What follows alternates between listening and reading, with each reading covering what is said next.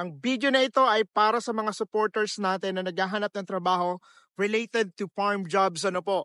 So guys, ang mga tao na ito ay i-recommend ko sa inyo. Ano po? Kasi limited lamang po ang alam ko sa farm jobs dito sa Canada.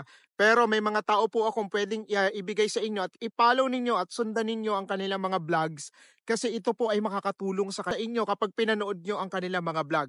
So guys, i-follow nyo po si Purge TV. Ano po? Isa siyang vlogger din na related sa mga farms ang kanyang mga vlog, especially sa dairy farm jobs. Ano po? Dahil isa siyang dairy farm workers.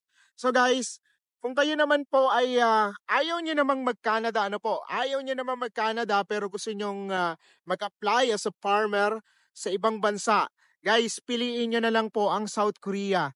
And then, ang ibibigay ko naman po sa inyong tao na pwede ninyong panoorin at para magkaroon kayo ng idea kung paano maging isang farm worker sa South Korea.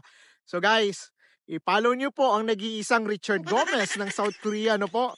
Kurikong TV, ayan po, yan yung ating kaibigan dyan sa South Korea na nagbablog din sa mga seasonal workers, farm workers dyan sa South Korea. Siya po ay makakapagbigay sa inyo ng mga idea kung paano kayo magsisimula at kung saan kayo pwede mag-apply as a farm workers sa South Korea.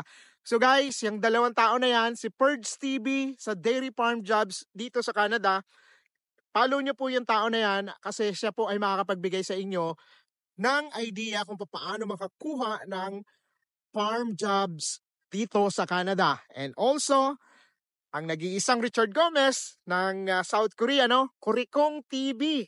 Yan po ang i-follow ninyo para magkaroon kayo ng idea paano mag-apply as a farm worker sa mga OPA ninyo.